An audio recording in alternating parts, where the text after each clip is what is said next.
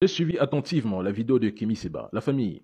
Kémy Séba ne représente pas une menace pour le peuple béninois. De même, les présidents Tchani, Ibrahim Traoré et Assimi Goïta ne sont pas les ennemis de leur propre peuple. Nos véritables adversaires sont ceux qui ont choisi de se soumettre servilement pour servir ceux qui nous exploitent.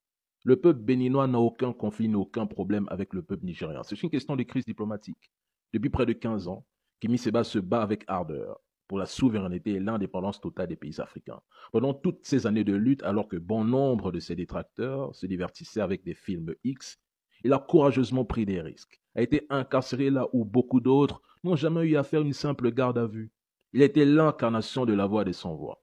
Mais vous rejetez sans scrupule plus de 15 ans de sacrifice à cause de votre égoïsme, de vos intérêts personnels, préférant vous comporter en profito-situationniste. Vous vous enfoncez dans le fanatisme, oubliant très souvent la réalité. Vous savez ce qui vous dérange? C'est le message qu'il véhicule. Alors, faute d'argument, vous vous attaquez à la personne. Kimi Seba incarne l'authenticité bien plus que ceux qui l'insultent, le critiquent. Et ceux qui dénigrent son combat noble et légitime pour l'Afrique sont perdus. On critique le président Talon pour avoir accepté d'être manipulé afin d'attaquer le Niger, c'est tout. Ceux qui prétendent que Kémy Seba divise les peuples auraient sûrement gardé le silence si la CEDEAO intervenait et plongeait le Sahel dans le chaos, offrant au terrorisme davantage de territoires à conquérir. Si Kémy Seba diffusait la désinformation, pourquoi le régime Talon s'efforcerait-il de se défendre?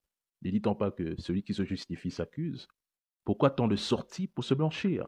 Si Kémy Seba ne constituait pas une menace réelle pour le pouvoir du président Talon, pensez-vous vraiment qu'un gouvernement tout entier lui aurait répondu?